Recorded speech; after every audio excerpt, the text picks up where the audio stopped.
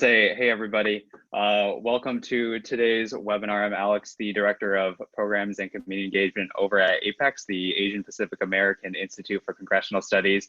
I just want to say thanks to our audience who's joining us both on Zoom and also on Facebook Live tonight for our latest in our Appointment Project webinar series, where we're really trying to share and feature the stories of former AAPI presidential appointees to really demystify this appointment process during this transition time. So if you've joined our previous webinars, you know that we've done some that are different topic-based or based on different levels of appointments. And so tonight's webinar is also really exciting because we are pairing up with NAPABA, the National Asian Pacific American Bar Association, for tonight's webinar to really speak about both executive appointments across the board, including those requiring Senate confirmation, as well as appointments for boards and commissions. And so if you have an interest in those areas too, we're also going to be taking some question and answer at the very end. Feel free on Zoom. You can drop your questions in the Q&A box. If you're on Facebook Live, you can also type your questions into the chat box there. We have some people who are going to help monitor those channels and get those questions to our moderator. I know we only have about an hour and it does go quick, so we'll try to get to as many questions as possible. But if you do have other questions, there's going to be more informational webinars from both the NAPABA side as well as the APAICS and the NCAPA side. So really just thanks for taking the time to join us. And I'm going to turn this over to Priya from NAPABA actually for welcome remarks. Thanks so much, Alex. Hello, everybody. My name is Priya Purandare, and I'm the Executive Director at NAPABA. We are so pleased to have this partnership with APAICS, and I want to especially thank our speakers for making time to share a little bit about their own experiences and advice. Both APAICS and NAPABA have a resume collection process, and I'll be sure to post NAPABA's direct link in the chat.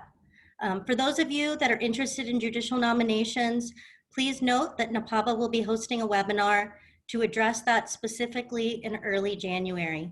So thank you again. Madeline, I'll turn it over to you. Thank you, Priya. I'm Madeline Milka, the President and CEO of APAICS, the Asian Pacific American Institute for Congressional Studies. Our mission is to increase AAPI representation at all levels of government, whether it is a community advocate or to elected office. And so we hold these webinars to better educate and demystify the process to which people can apply for federal appointments. And we are honored to be a partner with NAPABA as well as NCAPA in building the resume bank to continue to provide AAPI resumes to the incoming administration.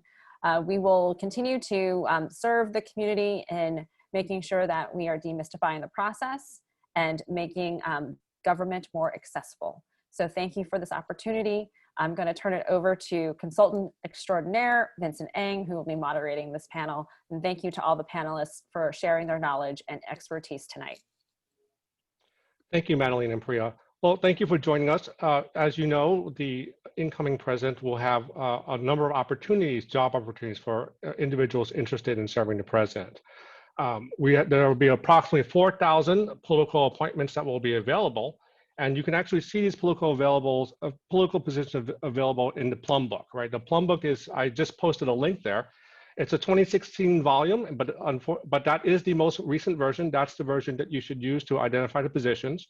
The majority of positions are in Washington, D.C., right? Although there are regional and boards of commissions, which we will talk about on this discussion as well. On this panel, we have a number of distinguished speakers, right? And the first speaker will be Grant Lum. Grant will say a little bit about himself, but what's unique about Grant is Grant has served both in a Senate confirmed position as well as in a non-Senate confirmed position. And he also has knowledge about regional positions for individuals who may not be able to lead their area. With that, I'll let Grant say a sentence about himself or so, and then give a little discussion about his experience, opportunities that will exist, things that people should consider when applying for appointment, and then like other tips that he may have in the sense of how to best position yourself to get into the administration. Grant? Thank you very much, Vincent. Thank you, APAICS, and thank you, NAPABA, for having me. It's a pleasure to be here. I actually want to start by first acknowledging Rose Ochi. Many of you know her, and she passed away this week, and she was the first Asian American woman to be confirmed by the Senate in the same position that that I was in, and nominated by the president and the first Asian American woman at the AAG level. And I'll mention her again, but I did want to start there as a person who I think was a trailblazer for all of us and all of you out there today who want to go forward here. As Vincent said, me first say I have my virtual background shows it, but I work at Menlo College. That's the actual building I would work at, BC, before COVID. I'm the provost and vice president for academic affairs there. We don't have a lot of time, so I do want to talk a little bit about the positions, and specifically for the many of you out there today who are interested in serving. And I would first say I think it's terrific. I think it's amazing to do this. For me, serving administration was the professional highlight of my career, and I think it's important to say that I first, when the opportunity came up, I think, and everyone's story is different, and so I want to say my story is I had no intention of ever coming to DC or serving the administration, but because I really believed in Obama, and because there was that opportunity, the first position I looked at was a president appointed position. It was the position of director of the Community Relations Service, which is a federal mediation agency that does civil rights mediations within the Department of Justice. It is a position that Rose was in. At the beginning, I could not get it because the Republican appointee, and it was a 4-year term, so I couldn't get there. So the Republican stayed in that position. So I had to look elsewhere. I'll come back to that in a moment. So like some of you who may be interested in staying in your area that you live, that was my desire. Since I had no desire to live in DC, I actually looked at the Small Business Administration Region 9, which was at that time located in San Francisco. And so it was, finding ways to convey my interest to the transitions teams. It was talking to lots of people. Daphne and Vincent on this call were extraordinarily helpful and supportive in that process. It was, I think, for those interested in regional positions, I think in some ways it may be even more important to have your local congressional member or your senator, because they become, I'm being just a little blunt here, they're chips for those senators, and they have a little more sway there. And I didn't have that necessarily in my situation, and truth be told, there were other folks that some of the senators wanted, in my case in California. So I was on hold for a long, long time. I also interviewed for another position. So again, it took persistence. I interviewed for a position at Commerce, the Economic Development Agency, as well as a finalist, but did not get it. What happened was, because the regional director position was not moved on, somebody from the SBA called me and said, well, this is not happening. It's been months and months. Would you be interested in coming and running the hub zone, the historically underutilized business zone, a federal government contracting position there? And because it had been held up, I went through the interviews and got accepted, but that was then the hard decision of whether to move to DC. And I then made that decision. I did commute. I actually, for 22 months, commuted every day from San Francisco to DC. And for many of you, have to think about some of the sacrifices. I want to spend a couple minutes on, I know I don't have too much more time, for Department of Justice.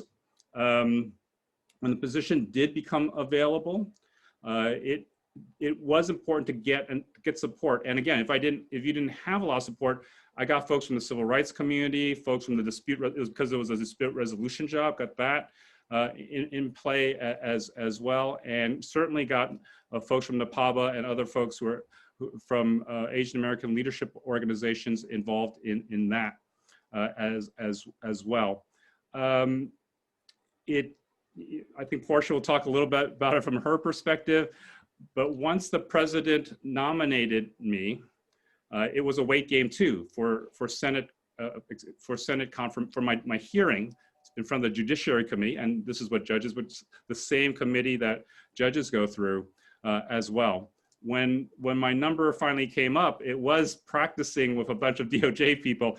The good thing I will say, I mean, the murder, what we called murder boards, it was much harder than the real thing. So I think that was a saving grace in this. And that was probably the most difficult thing. And then it was just a waiting game for the vote. So I know, I think I want to make sure there's enough space for Daphne and Portia to speak, and then for us to have the conversation. The one thing I will end on, and now picking up on Vincent's point, is having your CV ready, I think, is crucial. Certainly knowing the specific positions in the Plum Book matters. Then I say talking to people in the know, talking to people who've held that position, talking to people who know about it. Rose Ochi and Ron Wakabayashi, who was Region 9 CRS director at the time, sat down with me and they talked me through what does it mean, what does it look like, and then even now getting people to support you. So Vincent, I'll stop there, and I'm happy to talk at any point at greater length later. But thank you. Thanks, Grant. One thing you bring up is that you talked about the support that's needed, right? And that's something people don't think about, right? If you look for the Partnership for Public Service, right, what they say is that basically 4 categories of support you should focus on, whether that's on the transition stage, which we're in now, pre-inauguration, or whether that's in White House presidential personnel, which activates after inauguration, right? Those 4 categories are decision makers, right? Are the individuals, how can you reach decision makers, whether that's people on transition, whether that's people in presidential personnel, the White House, et cetera, to help advocate or to get word about your interests. 2, influence such like members of Congress, right? Governors, AGs, individuals in the sense that either have a vote in confirmation or have a vote anywhere, right? The third group is donors, right? And the 4th group, which you talked a lot about, is like groups like NAPABA, groups like APAICS, groups like NAPABA, right? Out of those 4 groups, right, would you say that if you would have done the whole process over again, right, at the beginning, what advice would you give to somebody thinking about getting an appointment? What should they do in a sense now, in a sense, when you think of those 4 groups? Right. Yeah. I mean, in my situation, it was much more PPO. Because I wasn't. It wasn't early, right? They're taking care of these high level situations right here. This time's very different. Like, I know many more people in the transition teams this time around. I knew hardly anybody since I had not been around it before. But I do think even now, if you know folks, or if folks will be willing to go to transition folks on behalf of you, it's good to get your names in, right? I've been talking to transition folks, and they're compiling lists. They may not be the people who nominate it, but it's important to get to be known within that group. It takes a while for some of the levels, right? They'll probably name an SBA person sometime the next Small Business Administration sometime this week. It could be when I was at SBA, it took a couple of years before the deputy was actually nominated. So it can take a while before you get down to those positions. But knowing folks at PPO, knowing folks who are in the administration, for me, that probably made the biggest difference. And I think it's often the variety. It's not, to me, at least my situation may be different from others. If you have a patron or a matron, that can be a big deal if they're a high-powered person who's going to bring you in. In my situation, I would say I tried to reach the different people in those categories that you talk about: donors, congressional members, folks, and I think that helped me, at least in my situation, be seen as a viable candidate for the positions that I ultimately received. Thanks. So our next speaker is Portia Wu, right? And so one thing that's nice about Portia is Portia actually has experience on White House staff. I know at NAPABA, we get a lot of individuals who are very interested. Everybody wants to work in the White House. I'm not sure it's because they get to eat at the Navy mess, because that's a big plus, or access to the M&Ms of signatures on them. But, working at the White House is a very a rare opportunity for many. Portia has done that, I believe, in at least 2 different roles. Portia, can you give us a little bit about, your path to your appointment, and things people should think about how to get on White House staff, right? Thank you.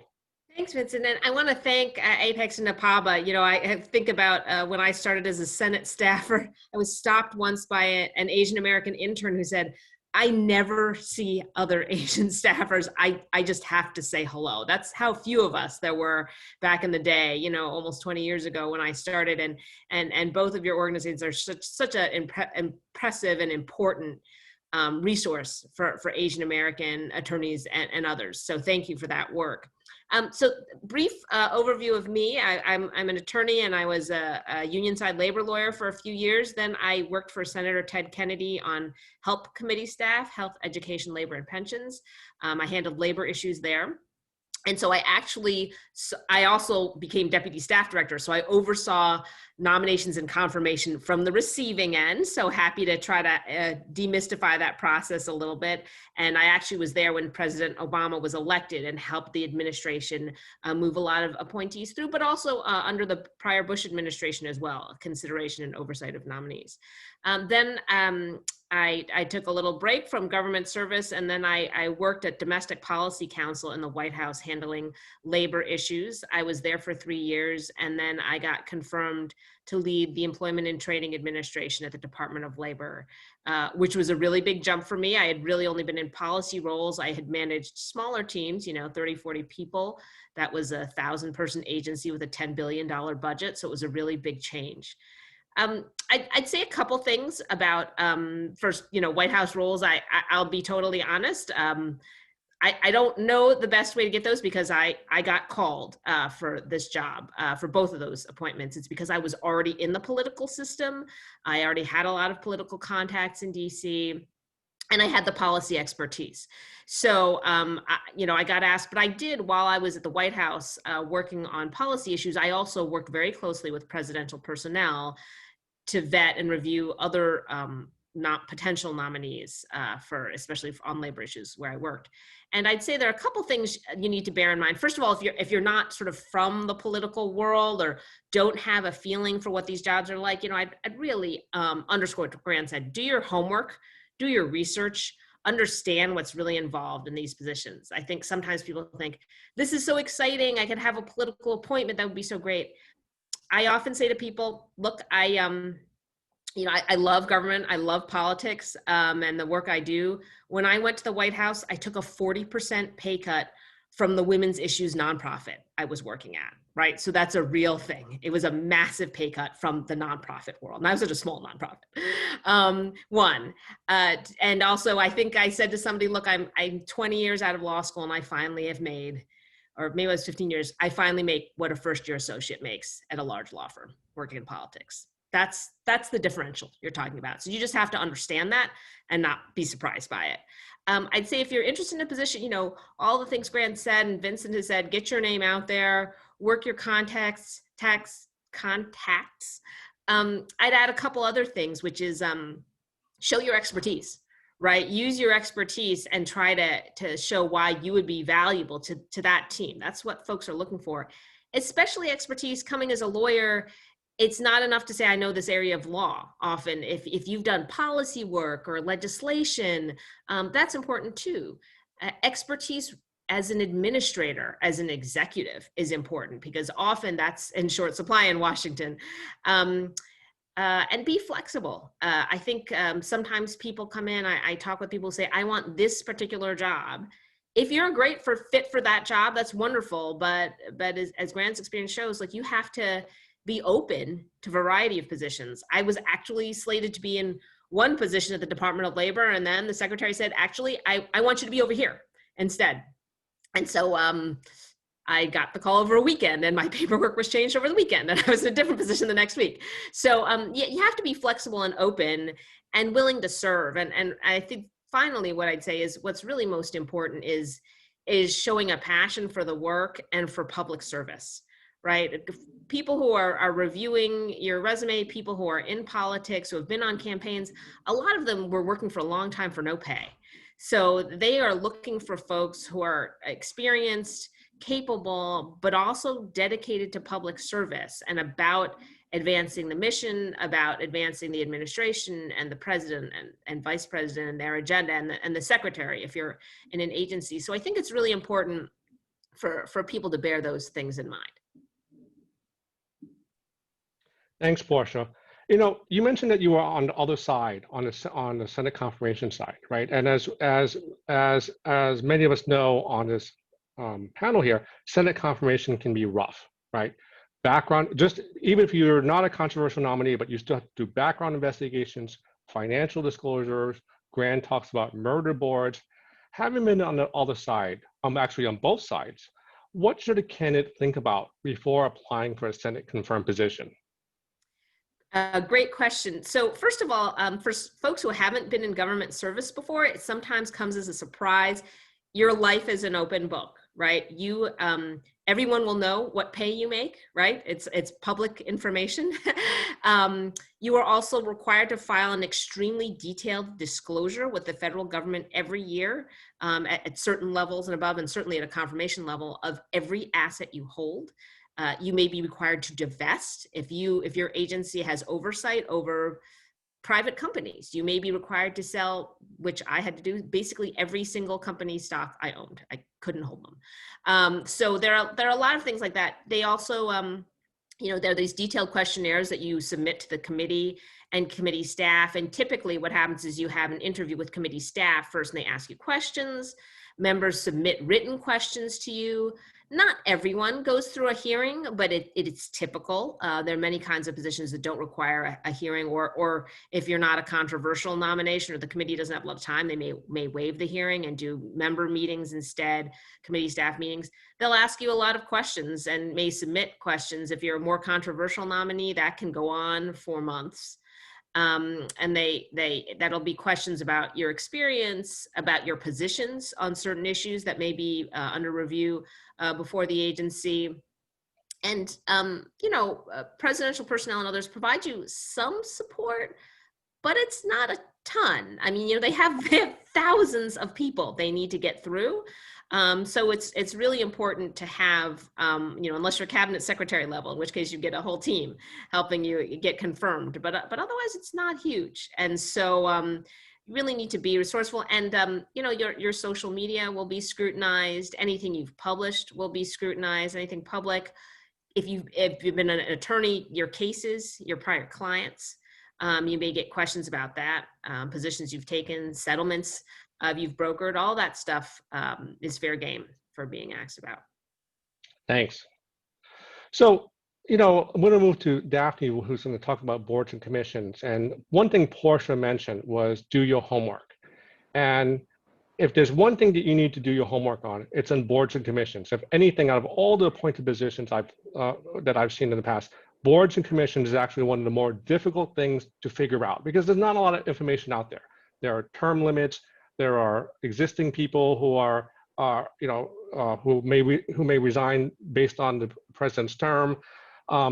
So Daphne was, we all know her as chair of the President Obama's Advisory Commission on Asian American and Pacific Islanders. Daphne, can you give us some little insight on boards and commissions, what people should consider, and also the vast amount of subjects that boards and commissions cover just in any presidential administration? Yeah, thank you to Vincent. And thank you to APAICS, NAPABA, and NCAPA, who I've all been involved with over the years. And I want to really ditto everything that Grant and Portia mentioned. They had so many, I hope everyone was really listening to what they were saying because the information they were giving was accurate and right on. Boards and commissions.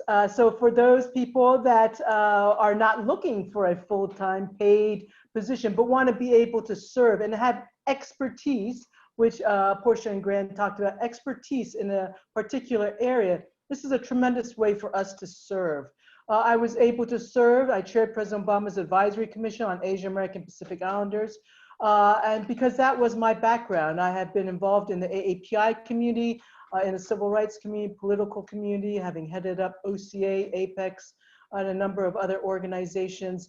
And so for me, that was my background, is the AAPI community. But we ought to all be thinking right now, there's tremendous need for us all to be able to step in, help rebuild this nation, right? There's so many different boards and commissions on all different issue areas. And so it really depends on what your background is, what your expertise is in. And it's so important that we get AAPIs onto them as well. We need to have our voice at those tables. And we always talk about how important it is to be at the table. And so whether it is on the business side, whether it's in the Department of Justice side, whether it's on the civil rights side, whether right now in Health and Human Services, right, and all those boards and commissions that may have to do with Social Security or Medicare, Medicaid, all of these issues that are so key and critical right now, right? We need people on it. We were often very jealous of, especially the NAPABA members. During the 1990s, when I was at OCA, I was also on the other side, as we've talked about, helping to shepherd AAPI nominees through the process, identifying them for the presidential personnel for various positions or boards and commissions. And so we were always very jealous because it seemed like everyone we were putting through were all NAPABA members. And I will often joke, it's like, if you want an appointment, you gotta be a NAPABA member. I think it's first of all because of the legal background that helped that qualification for so many of the positions. But as has been said, once you know and do your homework, it is really very key and critical. You understand what's your background, how you can serve, and then really identify who would know, who has either served on those boards and commissions, or who's knowledgeable in the field, or who within those agencies work with those boards and commissions to get as much information as you can. There is nothing worse than speaking to people who want appointments and they cannot articulate why they want to serve, what positions they're interested in, and what's even worse, if they do throw out a position that they are interested in that is so out of reach for what their background is, it really literally, it's like, that's the end of you. You're really killing yourself because you lose tremendous credibility that way as well. So you have to be realistic. And so I would urge people, and that's more for the other appointments as well. Boards and commissions, I think it's, you're on a commission, you're on a board, but it's really important to be able to know. I would also say one of the things I learned, and it ties back to APEX as well too, when I was going through my process, the nomination process, and going through the vetting and going through presidential personnel, it was so much fun to learn that the person that was actually shepherding my paperwork was one of my former APEX interns. So one of the things I learned, and I keep telling everybody whenever I speak, is like, never piss somebody off, never cut somebody off, because you never know how they might be there in very important times in your life to actually help you out. Of course, I had a great relationship with this former intern, and so it was very helpful to get to be able to ask her, okay, is my paperwork moving along, or is it not, or is something being held up? So I would really say never burn bridges. It's very important. Be able to really network, be able to know who's important in the field. And so that's why everybody's watching very closely right now who already is been appointed to serve on transition for the various departments and agencies, who's already being appointed as cabinet secretaries. And so you should be thinking about all your contacts and networks. Who do you know that knows those individuals, because you're going to need everybody. And it's also that you need a very broad base of support as well too. So it's not just the AAPI community, but all the different communities. Professionally, for your NAPABA members, who else within the ABA do you know? Who else in your broad sphere can you also bring to the table? So I think that's also very, very important. And so I'll just leave it there as to the other thing which I think perhaps has not been brought up. It's not necessarily a requirement, but of course it is extremely important, especially for the higher up positions, but to have been involved with the campaign, right? Were you a donor? Were you making calls? Were you texting? Have you been involved in the campaigns? What is your voting history as well too? That is all very important. And so for me, I had a career break. And so for about 2 months, I volunteered for the Obama campaign in the Chicago headquarters. I worked in Philadelphia in the last 2 weeks of that first Obama campaign. And so that helped as well too, right? Having put time in, volunteer time for the campaign. So it is very important to be involved, having been involved in the party, as well as on campaigns as well too. So I'll leave it there and welcome questions. So Daphne brings up a very interesting point about being involved in the campaign and donors.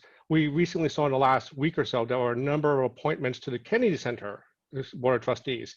If you see the list, a lot of the individuals that the current president has nominated there were donors and people involved in the campaign. So it shows how to get those positions. But one question I want to ask you, Daphne, is that, you know, the boards and commissions can sometimes be very confusing, right?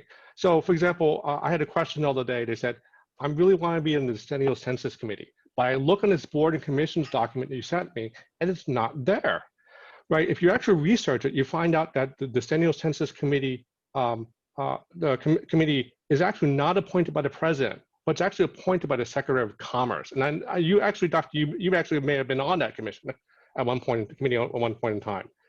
But the question I have in a sense is that if I'm interested in a committee that's actually appointed by the secretary, would I still put my application through PPO, or how do I figure out on how to get to Tony Blinken, the Secretary of State, if I want to be on one of his committees, right, or commissions? What advice would you give to someone who finds a committee or commission that they want to be on, but is appointed by the cabinet member, not necessarily the president? Well, I think that's why it's really important to be able to know who you know, who knows who, and then also really talk to the federal employees, right, that are at census, and that those that may have a direct working relationship with that board and commission, talk to them and get to be able to know the process and be able to get as much information as you can from them as well too. Also talk to the former members of that board or commission as well too. That is the best way to really find out that inside information to be able to get really the direct facts for those kind of appointments. Thanks, Daphne. Yeah, go ahead, Warsha. Because I have both served on one of those and reviewed nominees for them. It's, you know, usually there's a typical, a formal nomination process to the secretary, and there's a process by which the letters get sent. But then when they're reviewed, people look for letters of support. So if your member of Congress is willing to write a letter, if the key authorizer for the committee is willing to write a letter, that's important to know. And I think both Daphne and Grant talked about this, like having broad support, bipartisan support, even better, to show that you can be a real contributor. That's an excellent way to end our speaking portion of the panel, because it brings me to the first question we have, right? And the question is letters of recommendation and advocating, and what's not enough and what's too much, right? Sometimes, for example, we're told to get letters of recommendations, right? And then, you know, unlike type A personalities, we often feel, well, if I get, 100 letters, I will get this job. But instead, you find out when you send in 100 letters, they say, this person sent in so many letters of recommendations, I could wallpaper my office. And if Portia Wu is head of presidential personnel, that's not what you want to hear come out of Portia's mouth, right? Because it reflects negatively. So when you think about letters of recommendation, right? Often they tell me, for example, I hear, you want to be thoughtful, you want to paint a narrative that builds upon the candidate that you want to portray yourself to the decision makers, right? So what advice do you have in a sense on putting together, getting support, what's too many, what are some key letters that we should focus on, what are some tips and tricks? So for example, would it make sense instead of getting, I'm a prosecutor, and instead of getting 8 different letters from prosecutors, maybe make a prosecutor's letter instead and have all 8 of them signed out. So it's 1 letter rather than 8. So Gran looks like he's shaking his head a lot. Gran, what are your thoughts on this? Yeah, well, what I remember was I actually had local politicians in the San Francisco Bay Area, like mayors and state senators, and I had them each sign a letter, but this was pre some of the stuff we have today, and I glued the signature of each of them. They had the original letter, but then I took their signature. I'm just having flashbacks. Are you doing saying that. But forging letters? Oh, okay. I did I was just forge not sure this. what you were saying about moving the signatures around. I just had letters, write them, Yeah. signed, and I got their approval to do it too, to put it together as well. But I use that idea a lot because I was trying to portray a story that I was a known expert within the dispute resolution field in order to obtain the head of a federal mediation agency. So I had a letter, and a couple of good friends. They were the ones who went to other folks in the field to see if they were willing to sign on the letter. That was recommended to me, that I shouldn't be the one soliciting personally, but somebody should be soliciting on my behalf. So I had a few of those sort of letters built, and I think it did help with the judiciary and set this sort of narrative that I was qualified for that position. I would add, though, if you have individual letters, names that are known to that transition team or those decision makers who say, wow, this person, that does make a difference, and that helps versus letters from people they don't know. Daphne or Portia, do you have a comment on this?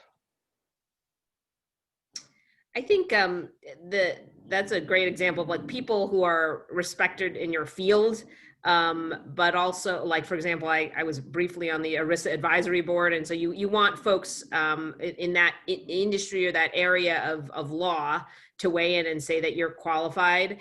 But I do think depending on how political your appointment is, it can help and hurt. And, I'm thinking in particular of some of the labor boards I used to deal with. Sometimes those are super controversial, and it's more helpful, not necessarily if you're like a union side person, a progressive side person. It's great to have a ton of endorsements from that community, but if that's expected, it might also be helpful to have some unusual endorsements, maybe your local chamber of commerce or some prominent members of the management side bar. I think especially if you need to navigate a committee where there's a lot of divides, thinking about how you play those politics is important. Yeah. Daphne, let me ask you this question concerning letters of recommendations, right? You were head of OCA, right? And it's very frequent that people ask you for letters of recommendation, particularly in the political process. We have more Asian Americans applying probably than ever before for these political positions. And as head of an organization, it's very difficult to manage writing 300 letters, right?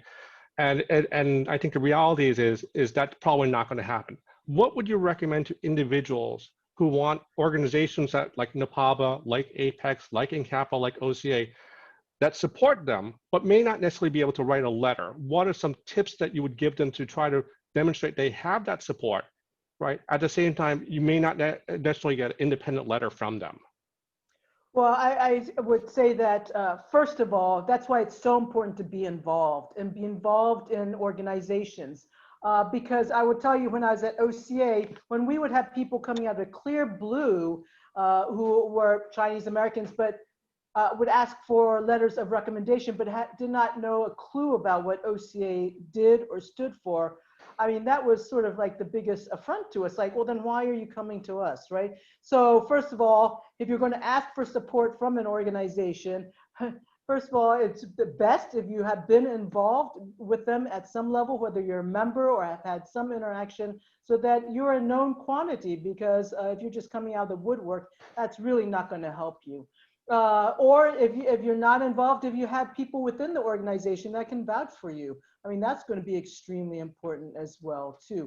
If an organization can't write a letter, I mean, by word of mouth, right? Making introductions to key individuals that could be helpful to that nomination, that is just as valuable. Opening the door for people, leading them in the right direction is extremely valuable as well, too.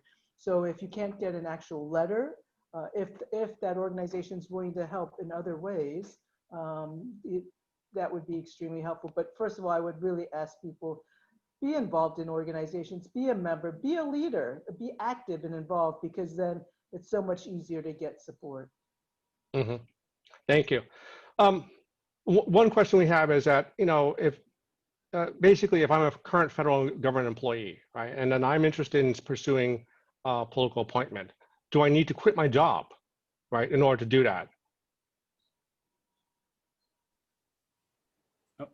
The answer, I mean, the answer is no. I certainly, when I was at DOJ, I had a career employee who I converted to a political, who had applied, and I interviewed and hired that person. The person certainly maintained employment throughout. And there's some challenges, right, because of that you have to be very careful and sensitive to, but it certainly is done. And Grant, am I right? It's not as easy to go back.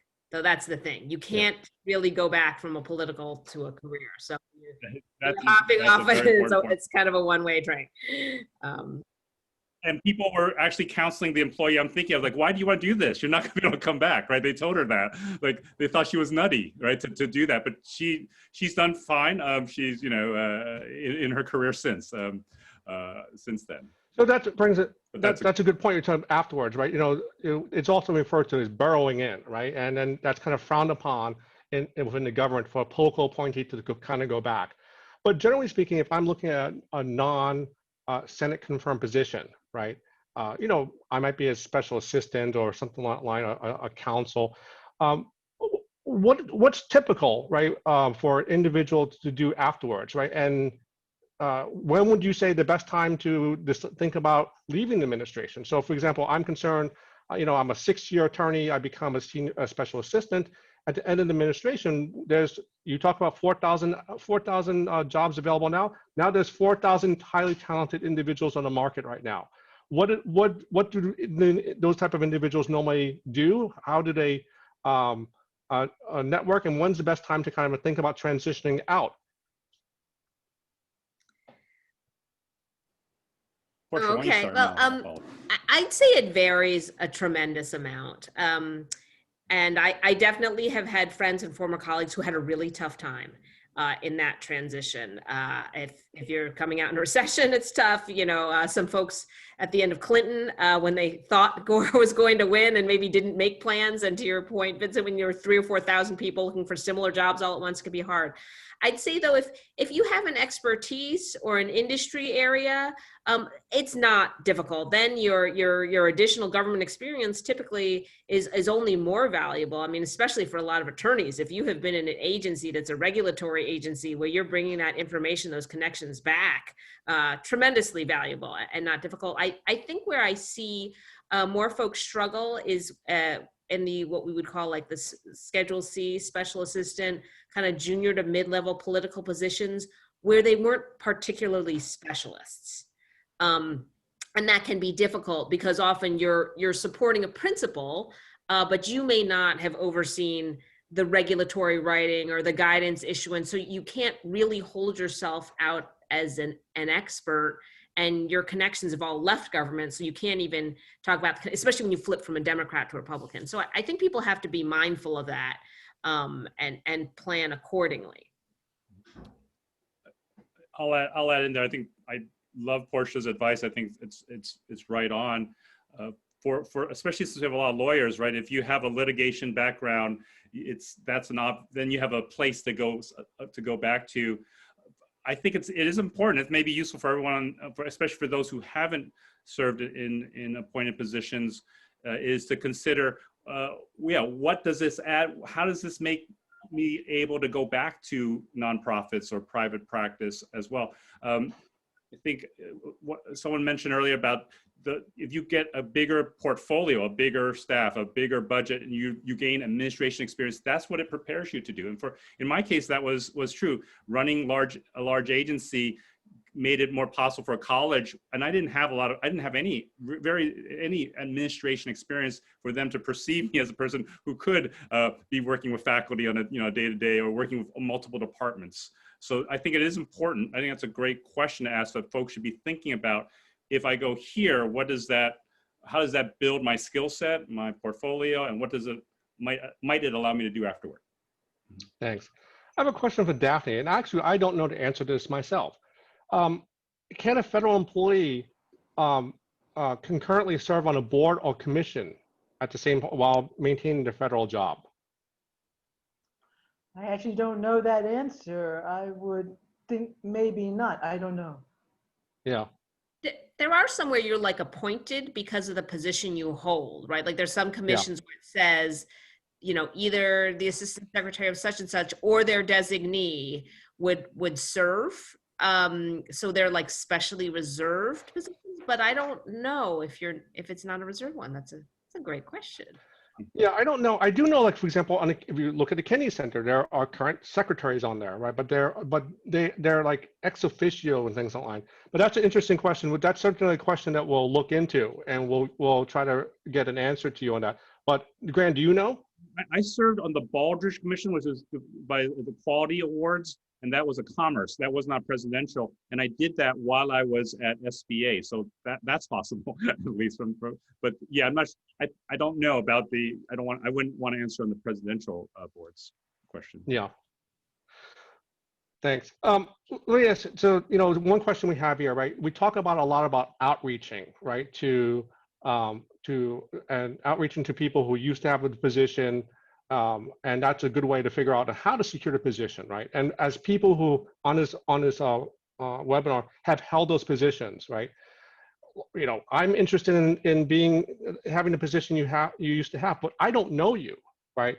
How best to outreach to you, right? Particularly in this COVID situation. I might say, for example, oh, I want to talk to Daphne. I'm going to wait for the next APAICS gala and then find her and corner her. But we can't do that now in COVID. What recommendations do you have to individuals, particularly, we have people newer in their careers? How do I approach the Honorable Grand Lum and ask him how he got his job in SBA, or Portia on really, I'm interested, I've done X, Y, and Z. And how do you approach individuals who've had those positions in a constructive manner? I would hope that all of us who have served are continuing to work to continue to fill the pipeline. We really need that pipeline to expand at all levels, whether it's entry level or cabinet secretary. And I would think that we would all find time to be able to speak to people. But I think if you are to reach, and if you're a stranger and you reached out to me, I'd be more than happy to speak to you as well. But also come, with some background, some knowledge too, so you're not coming as a blank slate to me as well too. Because I would like to be able to talk to someone that obviously has done their homework, has studied the position that they're looking at, and so then can ask questions from that vantage point. But I would be more than happy to meet and talk to anybody. I would add to what Daphne's saying is, that's the benefit of APAICS and NAPABA and CAPA, is that there's an infrastructure, a network. One of the things I really do as an I hate to say it, older person now, I really do enjoy helping people, because I think it is so important for representation purposes, and also to build that network for policy issues. So I would certainly welcome anyone who wants to reach out to me who's on this call who has a question for sure. The one ad I would say is, we have LinkedIn, which is incredibly powerful. I think it's important. So we have weak ties, right? A broad superficial network, but we also have a smaller group of people who we're strongly tied to, especially if one of them is willing to make the introduction. Yeah. I think that's really helpful. And I try to do that for people. I think for all of the panelists here today, we have strong networks, and we do this on a daily basis. We connect people to help them discover, to learn, to break into something. And I think one of the things I've always said too is the AAPI community is still a relatively small community, right? So we, for the most part, know one another, or just a few degrees removed. So it's still a relatively small community, and that's why I keep going back to, especially if you're involved and active in the community, there's a greater chance that the ties to people will be a smaller circle. Mm-hmm. I think that another important point is also be respectful of people's time, right? So if I just graduated law school 3 years ago, it would not be per se the wisest choice to contact Grant and say, I'm interested in being director of community relations services, which is an assistant attorney general level position, right? So be smart when you outreach, and and be mindful of people's time, and also be realistic, right? Which brings us to my next question right here.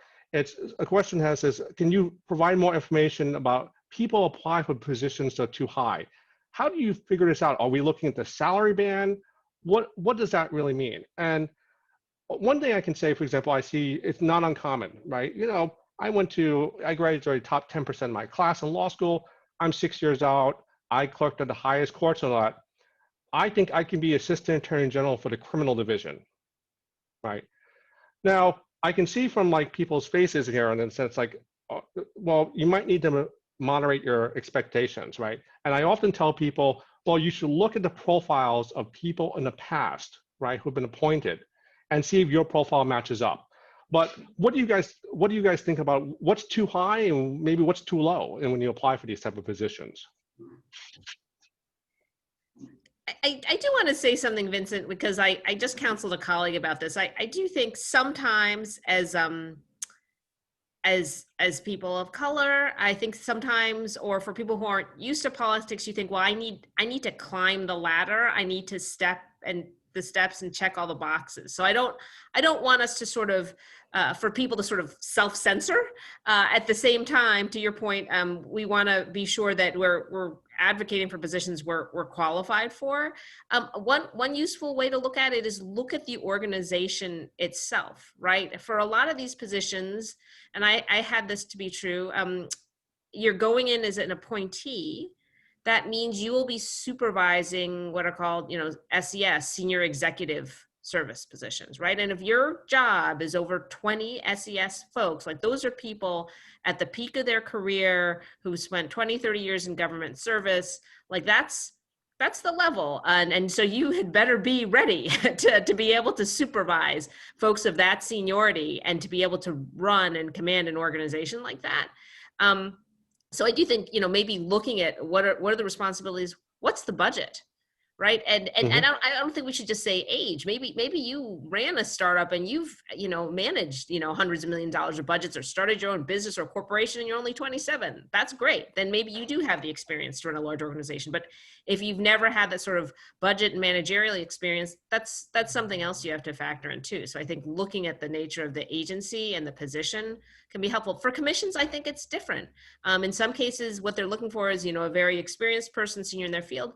In other cases, that maybe we need voices. We need voices that represent the consumer perspective or minority community perspective or disability community perspective. And so, new thinkers, new voices can be very welcomed in different contexts. I would add that, I would say if you're not in government today, where are you within your current organization and within your area, within your industry, and what it would be comparable within the government of that. I agree that sometimes we don't want to marginalize ourselves or go too low too. I think it's useful to think, well, what's one level too high for me and what's one level too low for me? And not that there's just the right answer, but by the way, I think people on these teams, you may not, if they may push you down one level, and then maybe that's okay. Let them do it, right? I think there's some of that you have to think about, but it is about reality testing, right? That first fundamental thing is looking at people who've held that position and really seeing how you match up. Thanks. So I'm going to end with this last question, which is not how do you be a resilient leader, but what is one thing that you want to leave our audience with, something they should think about when they move forward in this process, thinking about an appointment? What do you want to leave them with? So I'll start with Daphne. Well, the one thing I would leave you with is that the purpose of why you want to serve. And for me, it really was an opportunity to make sure that the AAPI community's voice is at the table within the Obama administration. And more importantly, it was also a way to open the door for our AAPI community to be a part of the government, to understand that they are, citizens. They should be active participants of government as well too. And so, in the role that we played at the commission was really to bring Washington, D.C. to the people. And I think that was a very important mission that we were all part of and involved in.